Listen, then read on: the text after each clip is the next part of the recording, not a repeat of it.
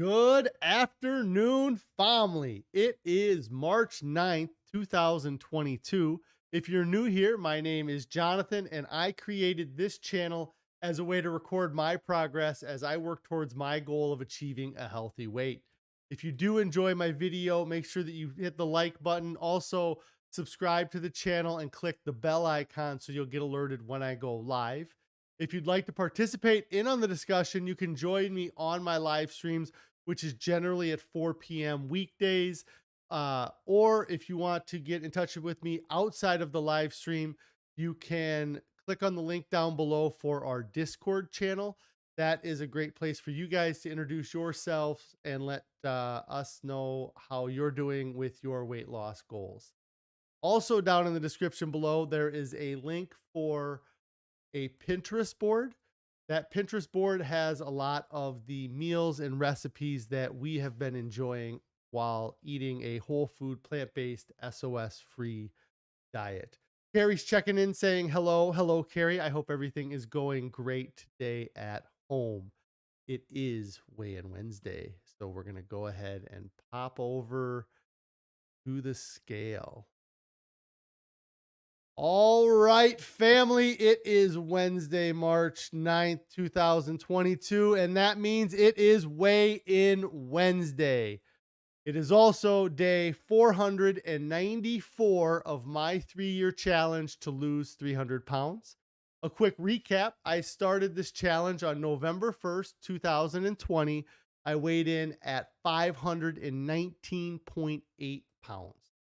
Last week, after having an amazing 2.8 pound weight loss, I'm currently at 315.2 pounds, bringing my total weight loss in the 494 days to 204.6. Actually, it was 287 days. I was 204.6. So I'm going to go ahead and get on the scale and see how I did this week.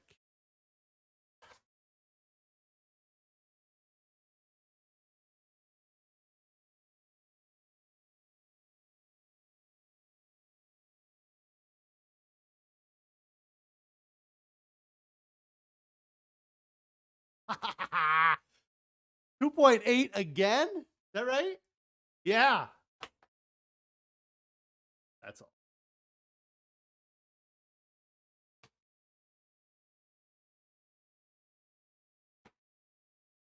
That's awesome. 312.4 pounds. That is another 2.8 pound weight loss from last week. Let me update this to 312.4. If I can click the right buttons. That's not the right one.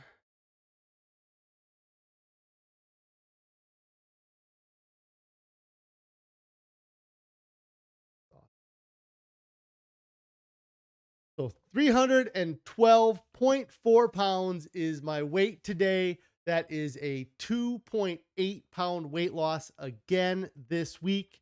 I was really nervous about getting on the scale. I usually weigh in before the live stream, or at least at some point during the day, so I have some frame of reference to what I'm going to weigh when I get on the scale. I didn't do that today. I avoided the scale all day so that I could get on and see what I was going to weigh. I did not expect to have another 2.8 pound weight loss. So I'm really happy to see that. This past week, I was able to stay 100% compliant with my whole food, plant-based, SOS-free diet. I am happy to have had over 2.5 pounds lost again this week. There is a doctor that I've kind of been listening to, or I saw a video this week again from Dr. Goldhamer, who wrote The Pleasure Trap and was really kind of the the plan that I'm following here. And he says a lot of times that if people eat this way, they can lose 2 to 3 pounds a week. I thought I was over losing 2 to 3 pounds a week. So I'm really happy to be down another 2.8 pounds this week. Carrie's checking in saying, no way, that is great. Yes, that is awesome. I really want to thank everybody for all the support that you are giving me. And if you want to keep track of my progress, make sure that you get subscribed to the channel so you can follow along. That's awesome. 2.8 pounds. I'm going to switch back over to main. So I was, yeah, I was not expecting another 2.8 pounds. Like I kind of said, I got on the scale yesterday and I kind of had an idea of what I should expect to weigh, but I did not, I was over, I was at 315.2 or more yesterday. So, uh, to get that weight off, is really nice. And it's something that, um, after really having that 6 month period where I was not having any, not making any progress right now, since the beginning of 2022, I've lost 20 pounds. So that is pretty awesome to be down 20 pounds in just over 2 months. And it gets me that much closer to my goal of 219.8 pounds. I have, back in my notes here. So since the stream yesterday, I hope all you guys had a great evening. If anybody has any non-scale victories or any on-scale victories they want to share, I'd love to hear your guys' progress as well. But last night, Carrie had made uh, this dinner called pineapple rice. I mean, it's pretty much self-explanatory what it's made out of. Essentially, it was pineapples and rice. It also had some red bell peppers, and it might have had carrot in it. I can't remember. And I know Carrie said that it was supposed to have green peas, and she forgot, or she didn't have any green peas to put in there. And then I know that there was like ginger seasoning on it and things like that. But it was really an awesome dinner, and that pineapple rice was really giving me this weird, like, nostalgic flavor. Like I was, the whole time I was eating it, I was trying to figure out what it tasted. I never really could pinpoint exactly what it tasted like, but it really had a great flavor to it. And it really, I don't think it was a very difficult recipe to put together either. So that's what we had for dinner last night. I had a handful of cashews, but I tried not to do too much snacking. Carrie says it's always one ingredient away from perfection. Yeah, I thought it was pretty good.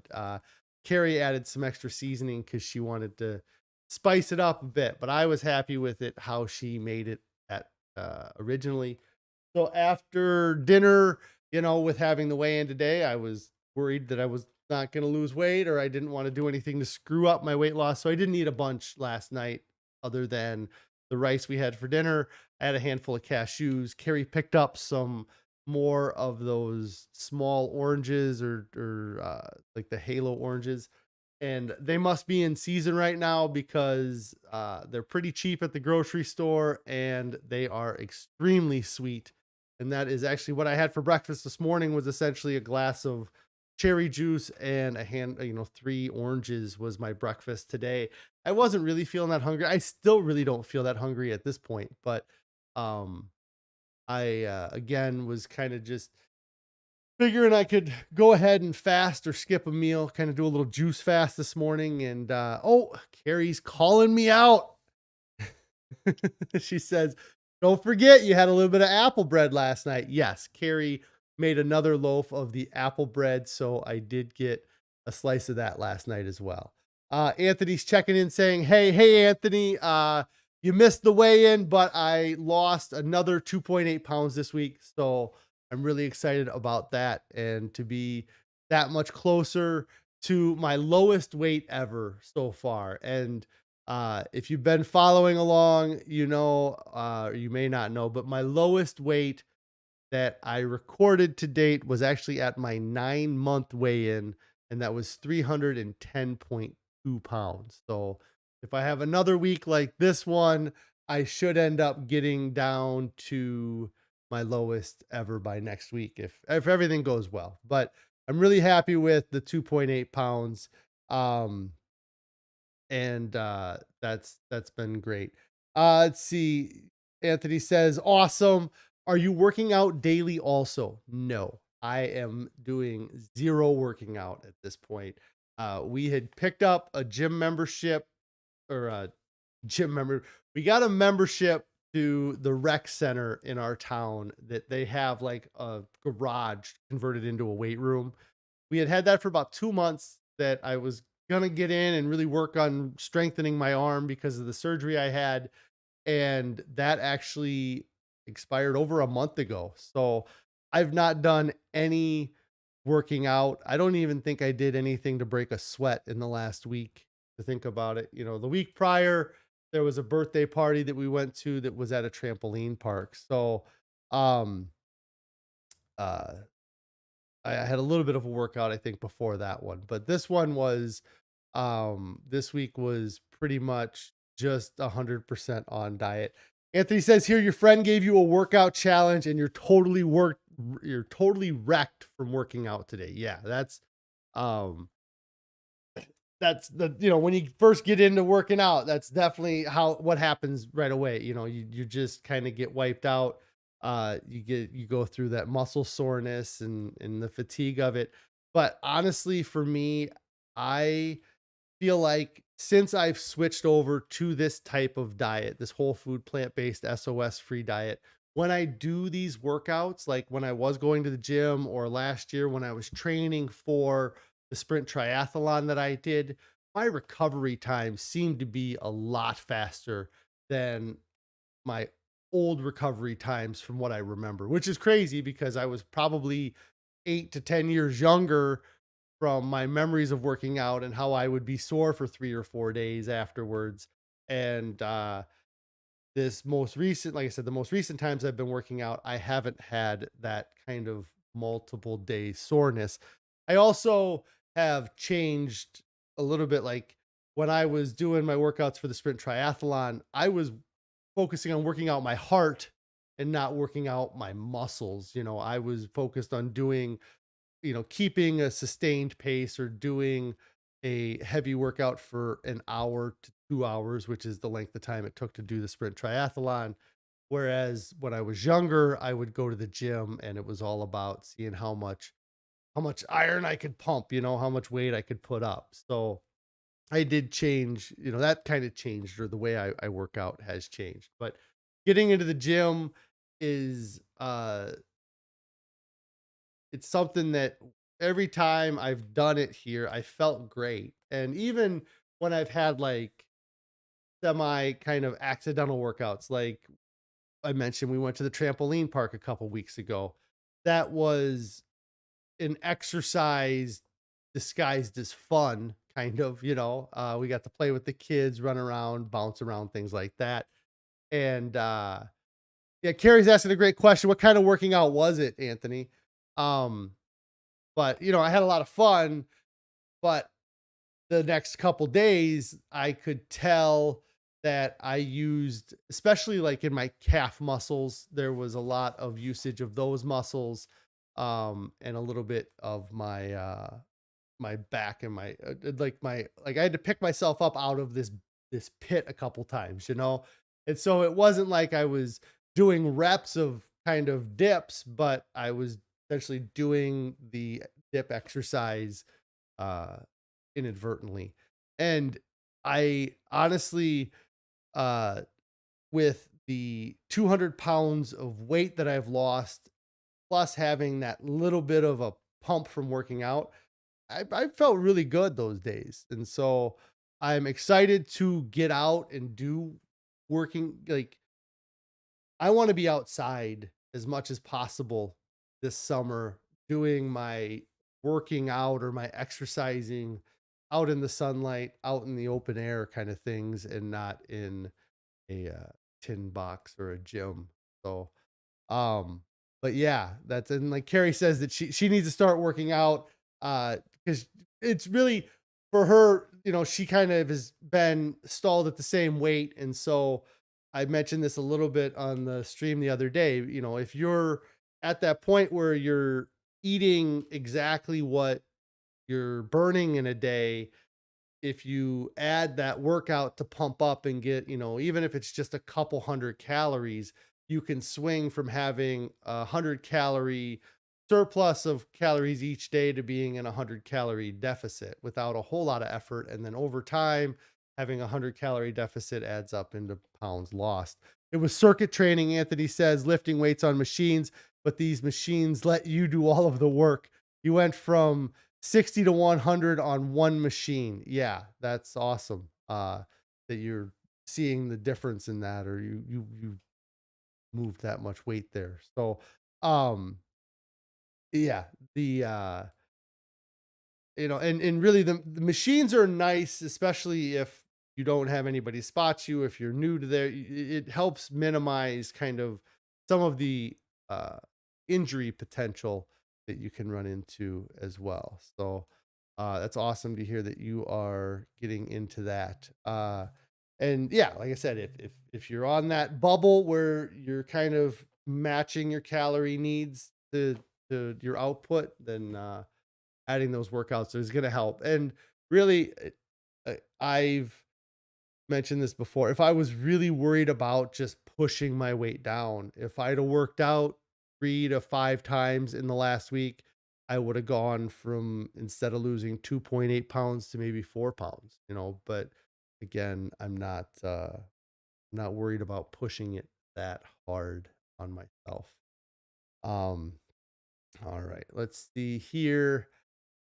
I started to read a new book. And by read, I mean, I'm going to do air quotes a lot today, I think.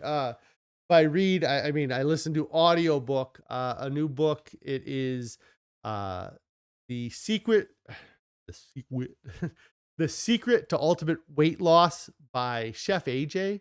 I was kind of poking around trying to find a book to read, and uh, I've Chef AJ is actually the person who narrated the Pleasure Trap book, and she's been a she's a big proponent of the whole food plant-based SOS free diet. So I thought I would give that book a shot. It's not a super long book, and I'm actually going to be doing some traveling tomorrow, which means I probably am not going to be live. Sorry, guys. Uh, and in the traveling I do tomorrow, I'll probably be able to finish the book in its entirety, as long as I don't get distracted or decide to do anything else while I'm driving. But I really like the book. And one of the earliest things she talks about in the book, and that I've really felt like has been important, has been the calorie density of the foods that we eat. And so I created a little bit of a thing here. And so I'm going to try to get this up and going here. So give me a second. First time I've done this on stream here. So I created a little bit of a slideshow here, folks. So hopefully the audio and everything is coming through well. But I know I've brought up calorie density a lot over the past year. And the reason why I bring it up is because I really believe that it's one of the main contributors to my weight loss success so far. And you don't have to just take my word for it either. Almost every book that I have read in the past year and a half proclaims the benefits of eating a diet with low calorie dense foods. And so, what is calorie density? It's the number of calories in a given food relative to its volume or its weight. And, I guess then you have to be like, why does that matter? And so, the biggest reason is because eating too many calories is the main factor in weight gain. And our bodies use volume as an indicator of satiation and not calorie count. Studies have shown that we strive to have between 3 and 5 pounds of food consumed on an average day. And we didn't have access to a lot of the foods that are really high calorie dense foods throughout human history. And so we live in this land of abundance, like I talked about yesterday. This chart here shows the different types of foods and their caloric density per pound. And as you can see, the lowest calorie item on this chart is water, of course, at 0 calories, but also at 0 calories is fiber. Then coming in at 100 calories per pound, you have green leafy vegetables. Next to that are the other non starchy vegetables and mushrooms. Then we have fruit, which is about 300 calories per pound. Uh, then let's see, it's starchy vegetables like grains, whole grain bread, beans, potatoes, and flax are about 400 calories per pound. And as you continue on, we get into some of the higher calorie vegetables like avocados. And then we get into the really high calorie foods like meats that have about 1,200 calories per pound, bread, cheese, and milk are 1,700, soft drinks are 1,800 calories per pound. And then fried food, which is probably a huge part of my old diet, is 2,500 calories a pound. Milk chocolate, we all love our candy bars. Those are 3,000 calories per pound.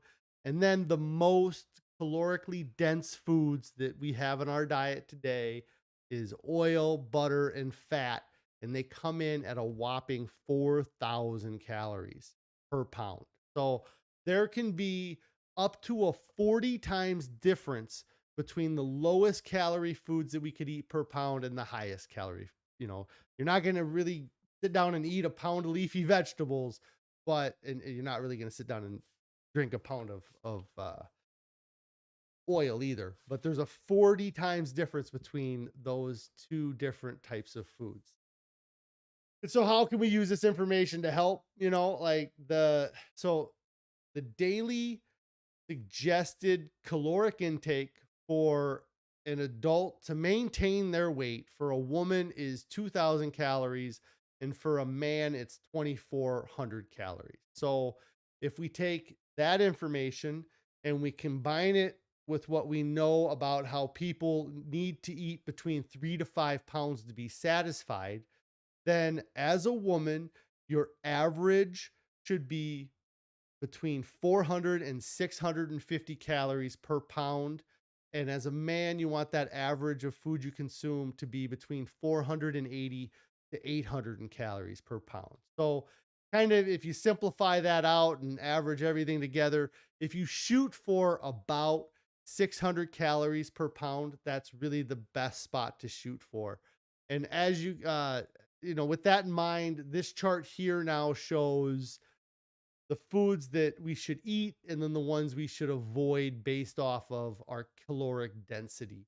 And on the top half here, we have our green light foods, which are your vegetables, your fruits, your grains, your beans, and your legumes. These are all foods that you should be able to eat in any amount without any feeling of remorse or regret. On the bottom half of this chart, that's where they have the red light foods. And those are foods that you should avoid or at least try to limit them. And those are things like avocado, ice cream, white bread, bagels, wraps, cheese, dry cereal, sugar, chocolate, nuts, seeds, and oils. Um, and so this kind of chart here, like I said, is a nice chart to kind of show you foods to eat and what foods to avoid based on kind of that caloric measurement of caloric density. Another way that we can look at the caloric density of food is looking at how much space these foods take up in your stomach. And in this diagram, you can see that. You can see how it would be really tough to eat a satiating amount of some of these foods and keep the calories low.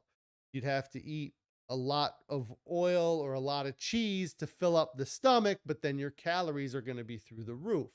And then on the flip side of that, too, it also shows how difficult it would be to eat enough calories if you just ate fruits and vegetables. So you have to kind of work it out because we don't eat just one type of food. But if you took my old diet, for instance, and which consisted mostly of meat, if you took my old diet that consisted mostly of meat and cheese and fried foods, then the average of those things together, if you just took the meat, cheese, and fried food, don't even put oil in there when there was probably plenty of oil, but the average on that is about 1,800 calories. And if I'm going to be eating to satiation, which means I eat between 3 to 5 pounds of those foods, then that would mean in a day of eating 3 to 5 pounds of meat, cheese, and fried foods, that my daily caloric intake would be between 5,400 to 9,000 calories. And so it's no wonder I was almost able to get to 3 times the healthy weight for an adult of my height. I was eating 3 times the calories that somebody should be eating. And now that I have corrected this, my weight has been coming down pretty consistently, especially when I stay on diet. And what what do we do if we don't count calories? You need to start changing your focus from counting calories to counting nutrients. And it's because the nutrient density in your body's tissue is proportional to the nutrient density of your diet. What you eat is you are what you eat, is pretty much what that sentence says, right?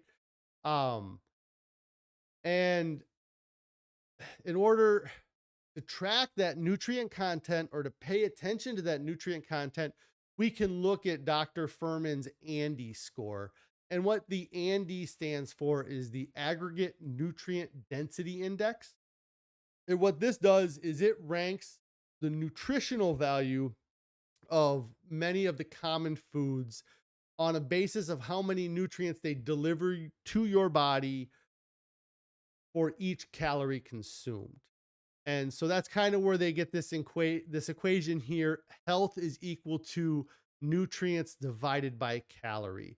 And so in this equation, to increase your health, you need to increase your nutrients, decrease your calories, or do both. And unlike food labels, which only list a few nutrients, the ANDI score was actually based on 34 important nutritional parameters. And the foods were ranked on a scale from 1 to 1,000. And he actually set it up. It was kind of like on a sliding curve. Like if you ever had a class where the teacher graded on a curve and the student that got the top score was like they got a perfect, and then everybody else's scores were based off of that. Well, that's how this scale or this system was developed. And you can see on the top of this list is an item like kale or watercress or collards. Those all scored the highest, so they got an A plus on the nutrient density chart here. um and so on this chart here, you can see the full list of the scores here. And there's no set number that you want to achieve here. You just kind of want to work towards making most of your diet consist of the items in the first two columns. You want things like kale and spinach and cauliflower, peppers, mushrooms, beans, and corn. And you want to eat less of the items that are in the last column, the things like the fish, the eggs, the white bread, the oil, the corn chips, and the soda. And so going back to the first chart I showed you here, and you combine the calorie density with the nutritional density or the nutrient density, we can see a layout of the foods that we should eat and the foods that we should be avoiding. And you don't want to get stuck just eating from the foods on the far left of this chart, because you'll never be able to get a satisfying amount. You want to kind of be anywhere in that green area there with the foods that you're eating. Um, and you want to eat a variety of foods that you can be certain that you're getting an adequate amount of all the nutrients that you need to have in a day. And so, how do you use this information to help? Well, first, you need to work towards getting your diet closer to 600 calories per pound. And especially if you're trying to lose weight. um, then you need to be at that 600 calories per pound. And really, the easiest way to do that is to eat a whole food plant based diet, because the foods on a whole food plant based diet, almost all of them are at or below that 600 calorie mark. And then on top of eating a whole food plant based diet, you have to make sure that you're eating enough food to be satisfied, because, it's great to try to lose weight and it's awesome to see those great numbers on the scale, but under eating leads to binging and really bad food choices. And for me, going to bed with a full stomach is one of the most satisfying aspects of my diet. And then finally, you need to eat a variety of foods, because this helps guarantee that you're going to get an adequate amount of the essential nutrients. If you just sat down and ate just bananas all day long, you could go on for a while, but there are nutrients that you're not going to be getting quite enough of, or you might be missing out on because you're just eating bananas. You need to eat a variety of foods. But then also, eating a variety of foods really helps get you past, or it helps keep you eating a variety of food, helps keep you from having that diet fatigue or getting bored from your diet. Many times in the past, I did diets where I got into a routine and I ate 3 or 4 different things, and that's all I ate. And it works out great until you get into a position where you have to eat something that isn't one of those 4 things. And then you get out of that routine and it screws things up. And once you try something that's super sweet or super out of what you're used to eating, your body will keep trying to crave those things. So that's kind of my speech on calorie density here. Um, Carrie's saying here that we're gonna have some salad with marinated mushrooms tonight, so we're definitely gonna keep that caloric density way down. It's gonna be the dressing that kind of brings it up, I imagine.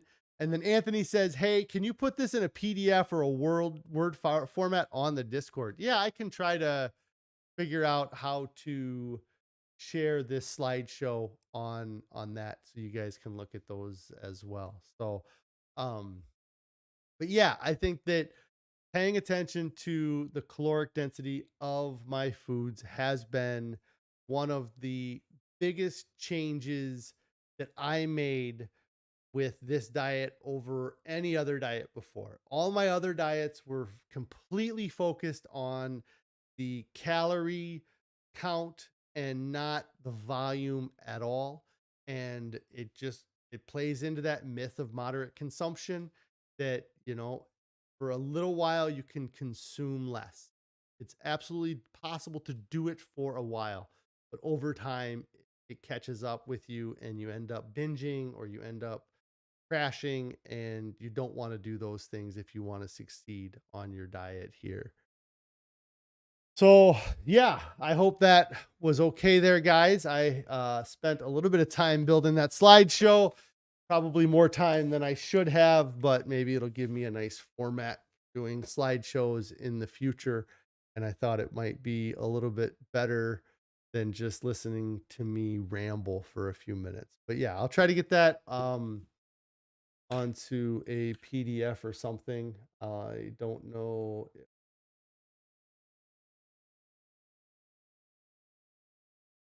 Yeah, I'll get that posted at the end of the stream here in a little bit. Actually am going to get out of here now. It has been a half hour. I do appreciate everybody for all of the support. I really it means a ton to me. And probably I just don't think I'm going to be able to work out being live tomorrow. I have some meetings out of town, and the travel and everything would just be too much of a hassle for me to do the traveling and to make sure I get back here in time. So I will not be live tomorrow, but I will be back live on Friday. So make sure you check out my Friday live stream as well. Yeah, I'm out of here, guys. I want to tell you get subscribed to the channel. If you haven't subscribed to the channel already, do that. Click on the bell icon so you get alerted when I go live. Do all those YouTube things. Comment down below, help out the algorithm. If you haven't started your diet yet, get started right now. There's no reason to wait. Nobody ever gets to their goal and looks back and says, oh man, I wish I would have waited one more weekend. Every single person looks back and says, I wish I would have started sooner. And guys, go all in. Don't fall for the myths of moderation. There's two of them. The myth of moderate change. It's great to think, you know what, I'm going to start eating salads before dinner, and then eventually it's just going to be salads all the time. And I'm not going to want the barbecue sauce covered food that I've been eating, you need to change. If you're going to make the change anyways, if your goal is to completely change your diet, then doing it slowly is just torturing yourself. Just cut it off, make the decision one time. I'm never going to be eating that stuff again. You never have to make that choice again, and get rid of it, get it out of your house. The other myth is the myth of moderate consumption. If you didn't pay attention for the last 30 minutes, that's everything I was just talking about with calorie density. The myth that you can just cut back. I just need you're just overeating. You just need to eat less of that stuff that's 4,000 calories a pound. You just eat, just eat 1,000, just eat a quarter of it. It's just not possible. Your body craves to have a full stomach. We evolved from a species. You are the product of the winners in history. You are a product of the people that were able to get full bellies of food, because if they weren't getting full bellies of food, they died. And so that's what all species, it's not just humans. We all want to have a stomach full of food, and to fight that is just not natural. So don't fall for the myth of moderate consumption. Don't fall for the myth of moderate change. I will see you guys on Friday.